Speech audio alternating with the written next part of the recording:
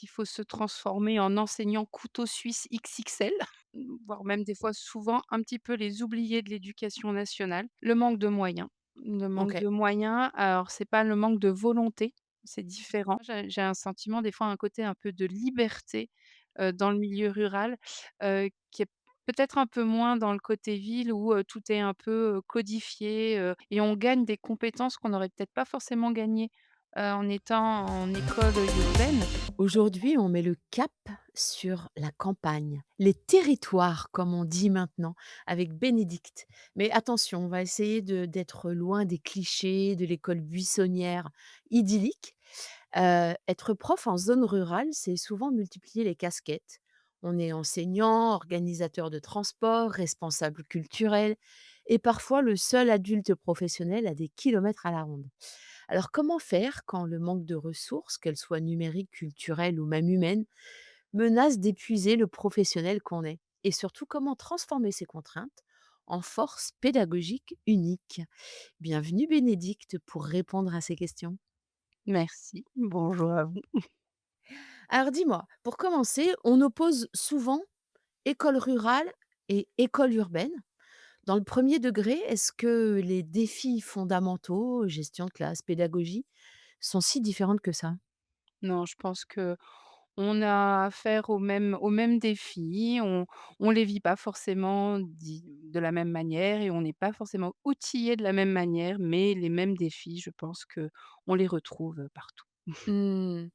Et est-ce qu'il y aurait 3 grandes réalités de l'enseignement en zone rurale qu'un collègue en ville ne soupçonne pas? Alors je pense que la première réalité, tu en as un peu parlé, c'est qu'en fait, il faut se transformer en enseignant couteau suisse XXL. Il faut, voilà, être capable, bah, de gérer un peu tout. Voilà. Ensuite, on a quand même une qualité, de vie d'enseignement qui est quand même, assez, voilà, agréable et on est quand même parfois, voire même des fois souvent, un petit peu les oubliés de l'éducation nationale et voilà, moi, ça fait maintenant 13 ans que je suis en milieu rural et je reprends contact avec des écoles en ville et je constate quand même qu'on est dans un petit vide. Beaucoup d'écoles en ville ont des formations et nous, on est un peu, voilà, les oubliés. Donc même si on a un cadre de vie qui est sympathique, des fois, voilà, on a aussi le revers de la médaille. OK, d'accord. Ça, c'est important, à noter. Je veux bien remonter un tout petit peu sur le fait d'être, le couteau suisse et je trouve ça intéressant à noter. Ça veut dire que selon les personnalités que l'on a, selon les compétences qu'on a, c'est soit quelque chose que l'on subit, soit quelque chose qu'on prend à bras le corps et finalement qu'on développe parce que ça permet, d'avoir, une vision de la classe, une classe, qui est, je dirais, mmh, je voulais utiliser un terme, mais qui est un peu trop, ésotérique, holistique. C'est-à-dire c'est on prend tout en compte et tout n'importe quel moment est un moment de vie de classe et d'apprentissage. Enfin moi je trouve que c'est ça la force. Encore faut-il que ça corresponde à notre personnalité. Tout à fait. Oui, c'est ça. Il faut vraiment, comme tu dis, le prendre à bras le corps et que ça nous corresponde. Alors parfois, ça peut nous épuiser sans qu'on s'en rende compte, mais parfois, effectivement, ça nous ouvre aussi, à la vie. Parce que des fois, un peu dans nos écoles, on vit un peu en vase clos, même en ville, hein, et on est un peu, dans notre système éducation, national, sans se rendre compte forcément des fois de tout ce qui gravite autour et cette richesse du rural, c'est ça, c'est qu'en fait, on fait de la connexion. On est Ouais, c'est seul, ça. tout en étant connecté. Oui, oui, tout à fait. On utilise beaucoup maintenant ce terme de territoire, hein, c'est devenu à la mode, mais je trouve qu'il y a quelque chose effectivement de connecté. C'est-à-dire que quand tu es en milieu rural, mais en territoire, dans des petits villages, dans des petits dans des petites sociétés, j'ai envie de dire, c'est plus simple de connaître tout le monde, d'être en lien Tout à avec le maire, d'être en lien avec, les gens du village et c'est peut-être ça la grande richesse. tout à fait, ouais Mmh. et on Alors, oui, au-delà j'ai dit des on com fait, voilà, on fait oui, un vas-y. un lien intergénérationnel aussi, Oui, OK. qu'on a peu en ville, des fois. Voilà. Mmh, tout à fait. Mais en fait, je pense que il y a quelque chose là qui se dessine, c'est que plus tes entités sont petites, plus tu es en lien avec, la diversité dans cette Oui. petite, société. Alors que quand tu es dans un sur un grand nombre, en fait, on saucissonne les choses, Mmh. donc on a des groupes d'âge et les petites sections restent avec les petites sections, les moyennes sections avec les moyennes sections. Alors que quand, tu as, une petite, entité, bah, tout le monde côtoie tout le monde. Mmh. Tout à fait. On se mélange et on se nourrit, voilà, des richesses de tout le monde, en fait. Mmh. Pour toi, la plus grande des contraintes, en milieu rural, c'est laquelle? Vraiment celle avec laquelle tu dois encore négocier, tous les jours? Le manque de moyens. Le manque OK, de moyens, alors c'est pas le manque de volonté, c'est différent parce que les mairies sont, pour beaucoup, chez nous en tout cas, très, volontaires et très à l'écoute, mais la réalité d'un petit village de 120 habitants ou 300 habitants est pas tout à fait la même réalité d'une ville de 20 000, 50 000 habitants et et ouais, voilà, on fait avec, mais c'est pareil, on développe des compétences et certaines. oui, c'est ça exactement, et donc au-delà de ces contraintes, ben, il y a des forces, hein. Heu, Si tu devais convaincre, un jeune professeur ou une jeune professeure de demander un poste en milieu rural, ça serait quoi pour toi, les avantages pédagogiques que tu mettrais en avant? Alors pédagogique, alors je sais pas si c'est pédagogique, mais en tout cas ça y participe après, c'est le cadre de vie. On se pose, on est au calme, versus ma précédente école où on était, entouré de tours, je ne voyais pas la lumière quasiment de la journée. Là voilà, on est quand même dans un cadre où on a un paysage qui est magnifique, on voit la nature, on peut se poser et on peut poser aussi les enfants. Et voilà, on peut faire un retour un peu à l'essentiel, des fois on oublie, dans le tumulte de la ville et je pense que c'est vraiment ça qu'il faut s'accaparer, dans le milieu rural, c'est ce retour, voilà, un peu aux sources, en fait et puis, il y a le côté, voilà, grande communauté, si on apprécie, ce côté-là et là, tout le monde collabore avec tout le monde et on sort un peu, du cercle fermé, on va dire, de l'éducation nationale et on s'ouvre à la communauté, voilà, la mairie, les habitants du village, pas seulement les familles, hein. C'est aussi, une communication avec les gens qui résident dans le village parce que l'école est la vie du village finalement. Mmh, heu, je pense que c'est important d'avoir ça en tête parce que, pour faire un choix ou peut-être, si on arrive, sur un poste, en zone rurale, c'est se poser la question de l'appétence qu'on a, des compétences qu'on a déjà développées ou qu'on a en soi et peut-être celles qu'on a envie, de découvrir. Pour certaines personnes, être reconnu quand on va faire ses courses, c'est pas du tout un souci, pour d'autres, ça l'est. Oui. Moi perso, j'adorais ça en fait, Mmh. appartenir à cette communauté. C'est ça. Je trouvais ça mais tellement réjouissant. Mmh. C'est ça et on entend des: «Oh maîtresse!» et alors, l'inconvénient ou l'avantage, c'est que on restera maîtresse toute notre vie. Ah oui, Donc c'est ça. même quand les enfants les a plus depuis 10 ans, nous serons encore maîtresses. Mais il y a cette, voilà, cette spontanéité ou alors on fait ses courses et d'un seul coup, on sent quelque chose qui nous agrippe et en fait, c'est un petit loulou qui vient nous faire un câlin parce qu'il nous a vus et qui est tout content le lendemain de dire: «Tu sais, je t'ai vu» et on crée un lien qui est différent. Voilà, c'est une proximité. Après, on apprécie ou on n'apprécie pas, il faut en être conscient. Après, si on n'habite pas sur le lieu où on enseigne, il y a moins de soucis, il y a moins ce problème. Et peut-être pour rassurer aussi, les personnes, à qui, ça pourrait faire peur et qui auraient à subir dans le sens où ils auraient pas choisi, le poste, on peut poser des limites. Enfin, Ouais. cette vie-là n'est pas que intrusive, c'est aussi à nous de poser, les limites que l'on souhaite avoir. Elles sont essentielles. Alors je pense qu'il faut rester authentique, il faut rester naturel, mais il faut aussi rappeler des fois quel est le cadre de l'école pourquoi je suis là pour leurs enfants, pourquoi quelle est notre mission et à un moment donné, voilà, il faut bien qu'ils arrivent à faire le distinguo de l'enseignant et du copain, qu'on côtoie, voilà, dans le village et généralement, avec bienveillance, mais en restant, voilà, en gardant un cap, en fait, on arrive à créer ce genre de relations qui sont à la fois, voilà, proches, mais en ayant des limites, bien définies et je pense que c'est essentiel.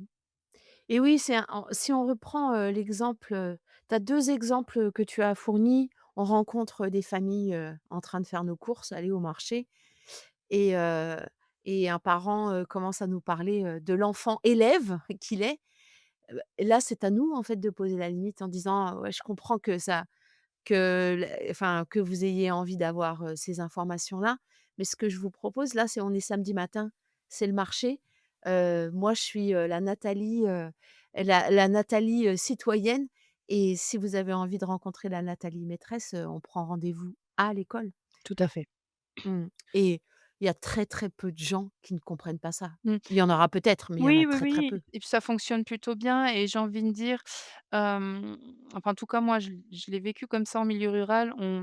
On arrive à se montrer assez disponible après les heures de classe et cetera, ce qui fait que finalement les parents à l'extérieur ont moins de besoin de nous parler puisque finalement on leur a accordé les, 3-4 minutes dont ils avaient besoin, à leur sortie de l'école et voilà, on est un peu moins c'est ce que je voulais peut-être dire aussi, c'est qu'on moi j'ai un sentiment des fois un côté un peu de liberté, dans le milieu rural, qui est peut-être un peu moins dans le côté ville où, tout est un peu, codifié, on a besoin de faire changer quelque chose en classe, il faut faire, une demande écrite au directeur, directrice, il faut que ça passe par, quelqu'un à la mairie qui va ensuite l'envoyer à quelqu'un qui va venir et cetera et un peu pareil pour les parents, c'est très codifié. C'est vrai qu'en milieu rural, alors il peut y avoir l'écueil de trop proche, mais on peut se permettre de, voilà, de communiquer plus facilement avec les parents ce qui fait que quand on les voit dans la sphère, on va dire privée, ils sont un peu moins intrusifs et ils comprennent beaucoup plus facilement quand, voilà, on met une petite distance avec le sourire, une touche d'humour et hop, ça passe très, très bien. Mmh. Ah, on revient à ces contraintes, de budget, de moyens dont tu parlais qui pour toi est vraiment enfin, l'écueil principal et en tout cas la contrainte principale et quand on met, moyens, quand on parle de moyens, on peut mettre derrière l'accès à la culture, aux sorties et je veux bien qu'on fasse un petit focus là-dessus et que tu nous dises comment tu parviens à faire entrer le monde, les musées, le théâtre, l'art dans ta classe. Quand le transport, eh ben, c'est pas ça peut être un frein majeur en tout cas. C'est ça, c'est un frein puisque, le moindre transport coûte des centaines d'euros et les écoles n'étant pas forcément riches, on minimise nos déplacements. Alors maintenant, beaucoup de petites campagnes maintenant ont l'accès à internet, ont, l'accès à la fibre. Donc, il y a quelques années où pour les campagnes qui n'auraient pas ce choix-là, cette possibilité-là, bah, c'était clé USB, téléchargement de vidéos, CD-ROM à l'époque, CD, voilà pour, emmener, la culture en classe. Maintenant, personnellement, j'ai accès, au haut débit, voire à la fibre donc bah, c'est internet, hein. Internet nous sauve pour plein de choses, c'est de la découverte en permanence et là, bah, on peut voyager, à travers le monde dans les différents musées. Beaucoup de musées maintenant proposent des visites virtuelles ou en partie, donc on voit des expositions comme ça, via écran interposé. Ensuite, moi, j'ai la chance d'avoir, à une quinzaine de kilomètres, une belle médiathèque, il y a une artothèque. Donc en fait, on peut faire, gratuitement des emprunts, d'œuvres d'art, originales et ça nous donne aussi accès à un site internet où on peut aussi aller consulter et voir, d'autres œuvres d'art et après, ben, il y a tout ce qui est musique et cetera. Donc bah, là, voilà, encore une fois, internet est notre porte d'entrée et aussi la proximité dont on parlait tout à l'heure, pour certaines choses, peut nous permettre des fois, selon les compétences qu'il peut y avoir dans les villages, bah, peut nous permettre de faire entrer la culture. Exemple, bon, le plus facile, c'est, les instrumentistes ou un chanteur, une chanteuse.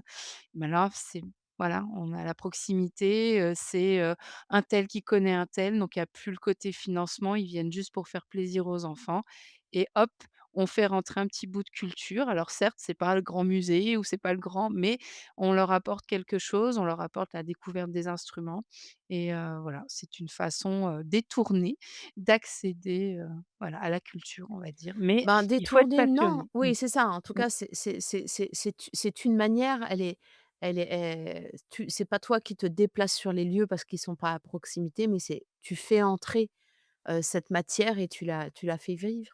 J'entends quelque chose d'important, c'est, la curiosité et la débrouillardise à aller chercher, les C'est ça, ressources.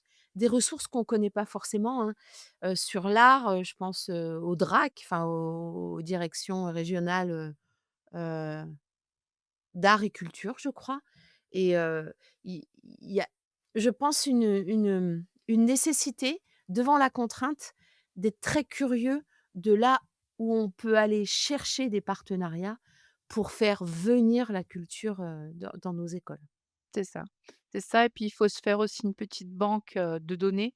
On va Oui, dire maintenant que le numérique est quand même, voilà, beaucoup plus, démocratisé dans nos contrées, il faut aussi se faire, voilà, une banque de données où au fur et à mesure de notre curiosité, de notre appétence, on se fait des supports en fait qui peuvent même être partageables avec, les collègues ou, bah, tiens, j'ai envie de partir sur les instruments de musique. Est-ce que je voilà, quelles ressources, quel lieu je peux, comment dire, solliciter et c'est important sinon après on se perd vite ou on oublie d'une année à l'autre les petites, pépites ou les perles qu'on a trouvées.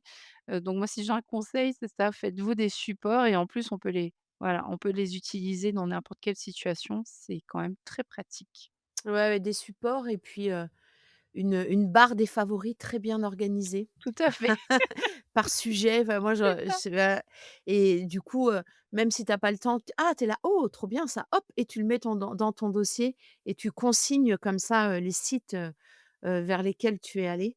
Et oui, c'est très, très précieux, surtout que maintenant la gestion des favoris est quand même très simple et puis on Oui, peut la transvaser à un autre ordi, enfin voilà, mmh, c'est ça, il y a ça il y a de quoi faire. le numérique nous sauve. Voilà, par rapport à il y Ouais. a 13 ans quand je suis arrivée en milieu rural, le numérique a Ouais. quand même fait un bond en avant et je ne saurais plus faire, enfin moins bien faire sans le numérique, et tout ce qu'il a pu nous permettre de développer en fait. Mmh. Restons sur ce sujet, du numérique. Tu dis toi que tu as accès au haut débit, mais c'est pas forcément, le cas. Est-ce qu'on peut avoir, des stratégies, pour, utiliser, le numérique, de façon, comment dire? Heu, de façon juste pour qu'elle reste, ça reste quand même un outil, d'émancipation et d'essayer tant que faire se peut de ne pas creuser les écarts parce que on peut avoir des familles qui sont pas équipées. Voilà, comment mmh, tu déploies cette, Eh bien question, du numérique? donc là, je vais revenir finalement en arrière quand je suis arrivée justement dans là où j'étais, où, l'internet passait même, certes par certains endroits, par des satellites pour avoir un tout petit débit et dans certains villages, il n'y avait même pas de réseau téléphonique. Donc c'était très compliqué. Donc là, je pense qu'il faut avoir vraiment une proximité déjà avec les familles pour être conscient, finalement, de qui a accès à quoi. Afin de, bah, justement, de pas creuser les écarts et je pense que du coup le numérique doit être entièrement apporté, par l'école et doit rester finalement, dans un premier temps si vraiment, c'est une grosse difficulté, on peut pas, faire, à double vitesse des enfants, qui auraient des choses à faire sur le numérique chez eux, d'autres pas ou alors, une communication, via du numérique d'un côté, de l'autre côté, cahier de liaison. Il faut que tout le monde soit finalement à la même, enseigne. Il faut vraiment être conscient des difficultés du terrain et je pense que par contre, on a un vrai devoir, d'éducation au numérique, en classe et donc moi, quand je suis arrivée dans le village où j'étais, il y avait pas un équipement numérique. C'est-à-dire que l'ordinateur portable de la classe, je l'ai acheté avec mes propre denier et en fait, j'ai de la chance d'avoir un mari qui bricole un peu et par des dons, de personnes qui nous donnaient des ordinateurs portables qui, pour eux, étaient vraiment, trop vieillots, en installant un système qui est gratuit, hein, qui s'appelle Linux et Primtux. Donc là, c'est complètement accessible, il y a pas besoin de moyens financiers et là, on est dans un environnement, d'ordinateur qu'on sort certes des 2 grands géants Windows et Apple, mais ça reste gratuit et j'ai pu comme ça équiper, mon école de 6 ordinateurs portables. J'ai fait finalement une petite salle informatique et les écoles des autres villages venaient avec leurs élèves pour faire des sessions, finalement, avec leurs élèves parce qu'on a vraiment besoin de les éduquer, à comment on se sert du support, quels sont les pièges, quels sont les bons côtés aussi, mais aussi, le côté éthique. Enfin, il y a tout un travail à faire et qui est pas forcément fait par les parents. Donc c'est important si on peut.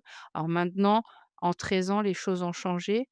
Il y a eu beaucoup de plans de financement, par l'État, mais certains coins restent encore, sous-équipés. OK. Là aussi, hein, on voit dans ta réponse que, enseigner en milieu rural, une même contrainte, enfin une contrainte peut être pour une personne source de créativité et de débrouillardise, parce que ça correspond à sa personnalité, qu'on aime bien bidouiller, C'est ça, que finalement ça donne un ex terrain d'expression énorme et pour d'autres, c'est quelque chose qui est compliqué parce que c'est ça. ils ou elles ne font que subir cette contrainte. Tout à fait, oui. C'est vraiment tout dépend vraiment des caractères finalement et donc là, après, il faut pas hésiter à aller s'appuyer sur, les autres collègues ou sur des personnes ressources qui pourraient être là pour épauler les collègues qui se sentiraient, perdus, face, voilà, à la tâche. Et est-ce que tu as l'impression que le fait d'être en milieu rural, tout ce qui est inspection, conseiller pédagogique, c'est quelque chose qui est plus proche et plus aidant ou pas? Alors nous, pour notre secteur, voilà, on a vraiment une proximité effectivement avec voilà, tout ce qui est inspection.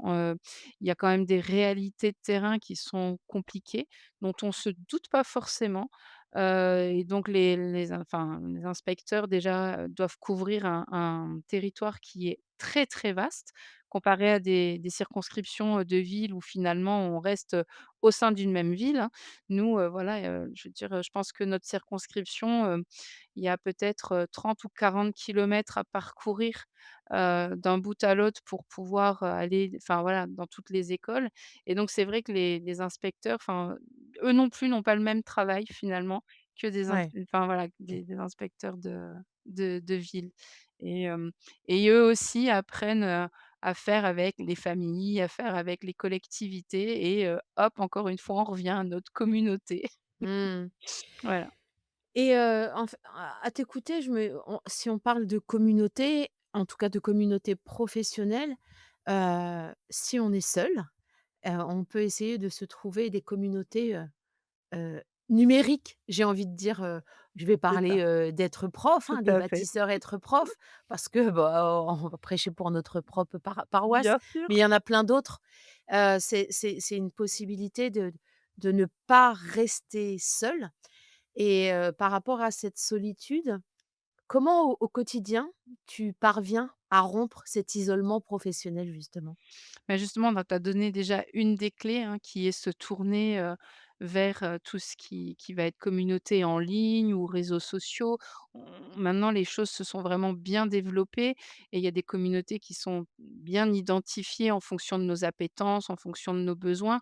Donc je pense que c'est une des premières réponses parce que, on peut vraiment trouver des gens qui nous correspondent, qui sont pas forcément à côté de nous et qui nous correspondent. Après, selon les secteurs, on peut avoir des regroupements d'écoles, on peut trouver, mais pourvu qu'on ait, voilà, des liens qui puissent se créer entre collègues, ce qui des fois n'est pas forcément, le cas, même si on est proche, enfin, on va dire géographiquement, on peut ne pas, y trouver son compte et puis des fois, selon les inspections, selon les territoires, il y a aussi des groupes de travail qui peuvent se monter, se mettre en place et là, on se rejoint et on vient d'un peu, tous les horizons, mais ça permet de temps en temps, une fois, tous les 2 mois, de se réunir et rien que ça, de parler, c'est sympathique et on sait qu'on a un soutien quotidien dans le sens où si on a une problématique, immédiate, on sait qu'on peut, même si on se voit que dans 2 mois, on sait qu'on peut faire appel et puis bon, maintenant avec les groupes WhatsApp ou les groupes voilà, on peut communiquer très, très facilement et là, le numérique vient casser finalement cette solitude. Il y a aussi, les visios. Moi, j'ai déjà on a déjà mis 2 classes finalement en visio. Alors bon, voilà, parce qu'on avait la chance d'être équipés et d'avoir enfin voilà, un vidéoprojecteur.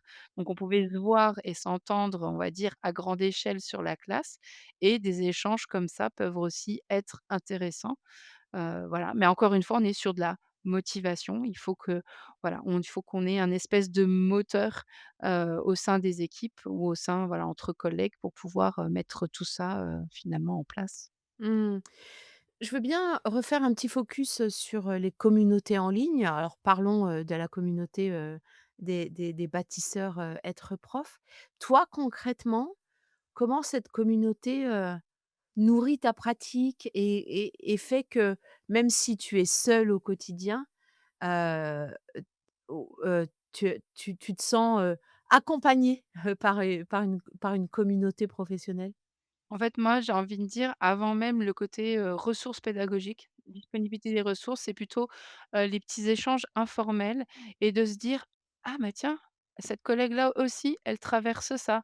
Ah tiens, ma problématique finalement, je ne suis pas la seule à l'avoir» ou prendre des fois, ça nous arrive même quand on est très motivé, ça nous arrive d'avoir des coups de mou, des périodes où on est plus ou moins, bien et on retrouve en fait le petit peps, la petite étincelle dans les projets, dans le dynamisme de certaines collègues, sans qu'on se dise sans du qu'il y ait du culpabilité en disant: «Oh là là, elles font tout ça et moi pas». Non, c'est voilà, on vient vraiment prendre de l'inspiration et on vient retrouver le moteur, en fait, qui est, je pense essentiel dans notre métier, qu'on soit, en milieu rural ou en milieu urbain. On a quand même besoin au quotidien d'avoir, voilà, une machine en route et des fois notre machine, bah, pour plein de raisons, elle peut être un peu en berne et c'est en ça où les communautés et la communauté Être Prof est force de proposition, c'est qu'il y a tellement de panels d'enseignants qu'on va forcément y trouver notre compte quelque part et je ne parle pas bien sûr de tout ce qui est ressources pédagogiques qui vont être là pour nous simplifier la vie, pour nous inspirer, pour, voilà, trouver des fois des petites inspirations, mais vraiment les petits échanges informels entre collègues, c'est précieux et ça fait du bien de se dire: «Je ne suis pas toute seule à vivre ça et d'autres ont trouvé des solutions. Moi-même, je peux apporter des fois des solutions à quelqu'un d'autre et du coup, ça fait aussi du bien à l'estime de soi. On en a besoin dans Carrément. notre métier». Ouais, ouais. Donc voilà. Mais tu pointes quelque chose de très important. Moi, c'est ce que je note, chez les bâtisseurs à Être Prof que j'accompagne, dans la création de leurs ressources, hein, sur Être Prof, c'est des collègues en classe qui écrivent les articles, les fiches outils, les fiches activités et il y a, ça aussi, ça concourt à rompre la solitude qu'on peut avoir. C'est on peut trouver un espace, en ligne où on partage des choses. Parce que c'est dans les 2 sens quand on fait une découverte en classe et qu'on a trouvé quelque chose qui fonctionne et on se dit: «Oh mais j'ai personne à Mmh, qui le c'est vrai. partager», tu vois? Et d'avoir l'opportunité d'écrire un article, de faire une fiche outil et de savoir que ça va partir dans la grande Oui, communauté, des enseignants, c'est, ça concourt aussi à un bien-être professionnel, il me semble. oui, tout à fait. Puis, même si c'est pas une fin en soi, mais on se sent reconnu. Parce Oui, que des fois, hein, on le sait, la réalité aussi tout de à fait. Mmh. l'éducation nationale, des fois la reconnaissance, elle arrive pas tout de suite et comme tout le monde, on a besoin bah, de savoir et de sentir que ce qu'on fait, c'est juste et que c'est utile et des fois, voilà, ça fait du bien et la communauté Être Prof, effectivement, permet cet échange-là et c'est précieux. Comme toute communauté, enfin voilà, Tout oui, hein, il on faut est d'accord, bien sûr il que faut juste oui, oui, trouver la trouver sienne. c'est ça. Ouais, ouais, Il faut mais c'est vraiment important, c'est que du ce qu'on peut retenir de ça, c'est que le fait de trouver une communauté, un espace où on rencontre une grande salle des profs, C'est ça. puisque dans la nôtre, elle est toute petite, soit on est tout seul, soit on est 2, 3, 4 maximum. Trouver une grande salle des profs, c'est s'inspirer, mais c'est inspirer, voilà, et on a besoin de cette dynamique, professionnelle, j'ai envie de Tout dire. à fait. Ouais. Mmh. J'ai envie de t'emmener sur, la question des relations. On l'a effleuré tout à l'heure sur le cadre qu'on peut mettre. Quand on est en milieu rural, on vit dans une petite communauté, on est très disponible, on peut être très corvéable selon la personnalité que l'on a. Est-ce que tu as, des choses à nous partager sur, le cadre à mettre, sur les limites, heu, pour, heu, pour protéger son espace professionnel et personnel? Alors je pense que la première limite, elle est à se mettre soi-même. Parce que justement, on est quand même dans un métier où on donne beaucoup de nous.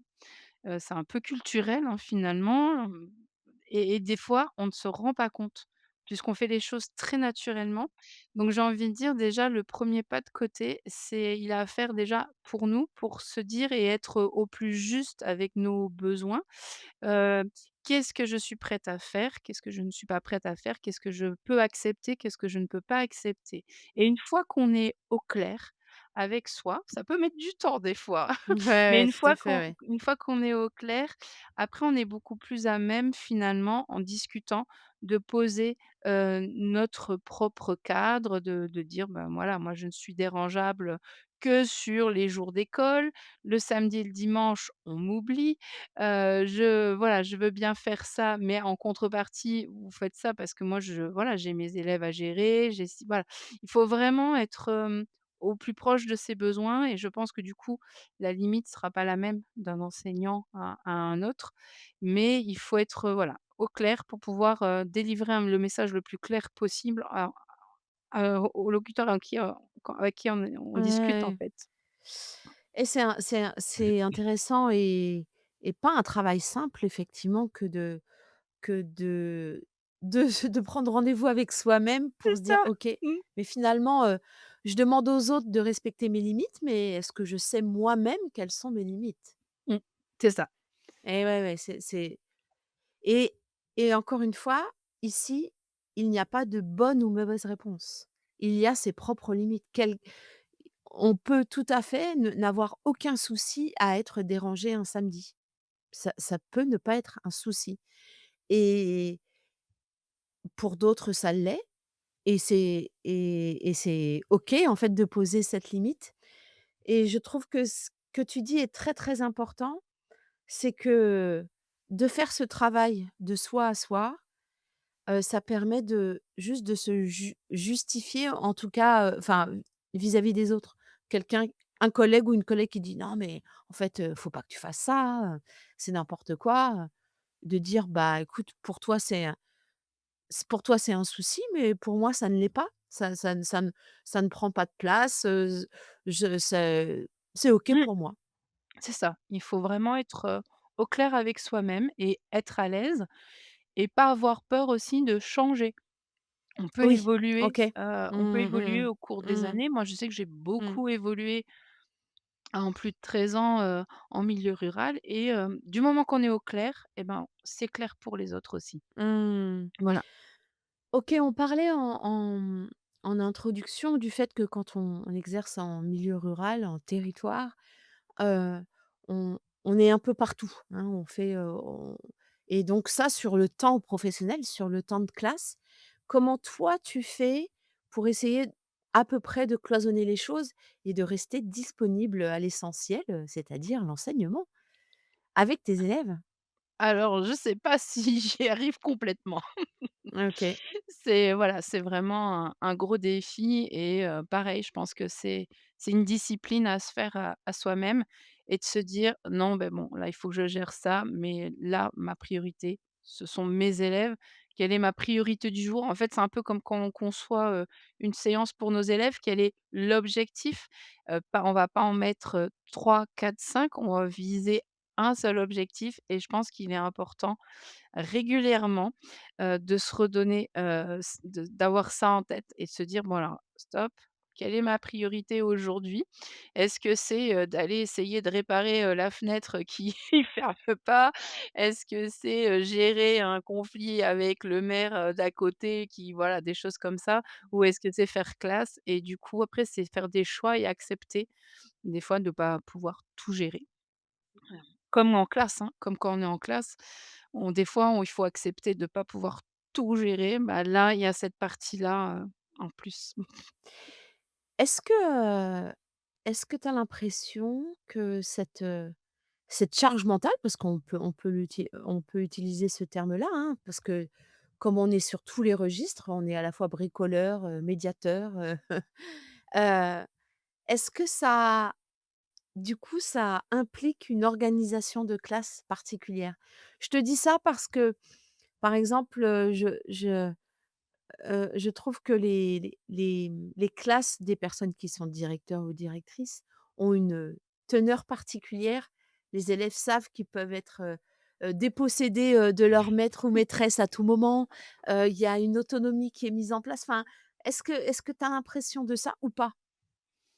Alors bon, moi, j'avais des maternelles, donc c'est, voilà, moins évident, pour eux l'autonomie. Mais effectivement, il y a une autre façon, de faire école. Il y a une autre fa Ils savent que, bah, des fois, il y a un problème, on est seul dans la cour. Ben, voilà, ils savent quoi, un signal s'il y a un enfant qui s'est blessé.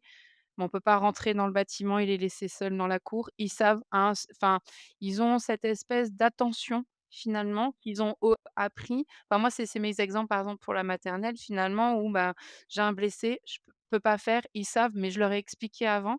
Ou, j'avais une année un enfant épileptique et ben, en fait, ils savaient, je leur avais expliqué et en fait, ils étaient assez résilients et ils savaient qu'ils devaient partir dans le vestiaire d'à côté pour me laisser seule dans la classe avec l'enfant. Je savais qu'ils étaient à côté et comme voilà et en fait, ces enfants-là, une fois qu'on leur a bien mis le cadre, c'est vrai qu'ils sont, bah, assez débrouillards, j'ai envie de dire et il y a aussi, beaucoup de solidarité, beaucoup d'altruisme, puisque, bah, en fait, voilà, tout le monde, se débrouille avec tout le monde et puis tout le monde s'entraide donc voilà, c'est une autre façon de faire mais qui est très Ouais, c'est enrichissante. oui, oui et on voit, le l'opportunité du terrain de liberté que ça offre C'est et ça. encore une fois, encore faut-il que ça nous corresponde Oui. et quand on ne le choisit pas et ben, ça peut être l'opportunité, professionnelle de découvrir ça et de découvrir quelque chose de moins cadré et de voir comment on peut apprivoiser ces espaces, de liberté. L'espace, de façon générale, hein, sortir de l'école, c'est hyper simple et on se retrouve, dans la nature. Qu'est-ce qu'on fait de cette nature? Donc d une contrainte qui peut devenir une véritable opportunité professionnelle. Oui, c'est ça. Puis je pense qu'on évolue et on s'enrichit professionnellement parlant et on gagne des compétences qu'on n'aurait peut-être pas forcément gagnées, en étant en école, urbaine et moi je m'en rends compte maintenant Ouais. de toutes les compétences que je peux mettre maintenant en œuvre dans d'autres domaines et que finalement j'ai acquises, sur le tas en étant, en milieu rural, en fait. Tu nous en citerais quelques-unes ou Ne serait-ce que l'organisation. Alors je Ah ouais, OK. on est très organisé en tant qu'enseignant, ça c'est certain. Mais là, il faut penser à tout. Il faut anticiper, heu, la moindre chose parce que, il y a pas les équipes, par exemple, il a neigé chez nous, on est dans l'est. Il y a pas les équipes, en nombre suffisant de mairie pour pouvoir, tout faire. Donc il faut se dire: «Attends, j'arrive plus tôt, j'ai mon sel, j'ai ma pelle, je déneige, j'ai pris mes bottes, pour pas qu'après je puisse mettre mes chaussures et pas les pieds mouillés». Enfin, c'est des tout petits détails, mais mine de rien, dans une vie de tous les jours ou dans un autre emploi, bah, en fait, c'est des choses l'anticipation. En fait, c'est ça, je crois que c'est le mot, c'est l'anticipation et voir toutes les ramifications, que ça implique. C'est des choses un petit peu bêtes, hein, mais quand on arrive dans une école urbaine ou bon, après des fois ça arrive aussi qu'en ville, les choses ne soient pas faites. Mais voilà, ou d'anticiper, de se dire: «Ouh là, je suis pas sûre que le bus arrive à passer». C'est ce qui nous est arrivé une année, donc voilà, il faut que j'anticipe. Alors qu'est-ce que je fais? Je mets mes élèves en activité, j'appelle les familles en disant: «Attention», je vois avec la mairie, je vois avec la préfecture. Enfin, c'est Mmh. Ouais. vraiment, Mmh. des multicasquettes et alors ça peut être vécu comme, une contrainte, mais moi je trouve que ça moi je l'ai vécu vraiment comme une ouverture au monde et une ouverture à d'autres compétences et après, voilà, on n'en sort que plus grand finalement. Mmh. OK. Bah, du coup, on glisse tout doucement sur, le conseil que tu aurais envie de donner à un collègue ou une collègue qui arrive, en milieu rural et qui ne connaît pas. Un conseil ou quelques conseils qui lui permettraient de vivre, enfin de se mettre, au mieux dans cette, dans cette situation? Alors déjà, premièrement, s'il vient de la ville, prendre le temps de respirer, de regarder, de se poser. Non, mais ça fait un bien fou. Moi, au début, Ouais. qui venait, des banlieues en Paris, à chaque fois que j'allais à mon travail, j'avais l'impression d'être sur le chemin des vacances quand même. Ah ouais, OK. Bah Ouais. bah, voilà, de la nature à perte de vue, comparé aux cités, ça change, ça fait du bien. Donc déjà, prendre le temps pour soi, voilà, de se poser, de respirer et je pense que communauté, je pense que c'est le mot, c'est s'appuyer, que ça soit la communauté, présente locale ou la communauté en ligne. Ne pas rester seul et soit partager ses projets, ses envies avec d'autres ou alors partager ses craintes et aller chercher de la réassurance, aller chercher de l'inspiration et je pense que, il y a que comme ça finalement qu'on peut, bien évoluer parce que on va se sentir, accompagné, on va pas se sentir isolé et on va se sentir compris par d'autres, collègues et je pense que c'est essentiel en fait. C'est, OK, voilà. trop bien. Et je trouve que dans un monde tel que le nôtre, en 2026, cette histoire du lien Mmh. est primordiale. C'est ça. C'est ça et puis ne pas hésiter, quand on arrive, voilà, parce que le choc peut être un peu, voilà, par rapport aux familles, ne pas hésiter à accepter la proximité tout en mettant le cadre, mais cette proximité peut être très, très riche, et peut être, voilà, épanouissante aussi et s'appuyer justement sur cette communauté de parents qui peut, voilà, apporter, beaucoup de choses, dans nos classes. Tout en voilà, tout en mettant une limite afin de pas se faire déborder. Mais je pense que c'est voilà, c'est un atout. Bah, merci beaucoup Bénédicte pour De ce rien. témoignage, à la fois, réaliste, mais réaliste, enthousiaste et qui transforme les contraintes, en apprentissage et en des choses positives. En tout cas, merci beaucoup. De rien, avec plaisir.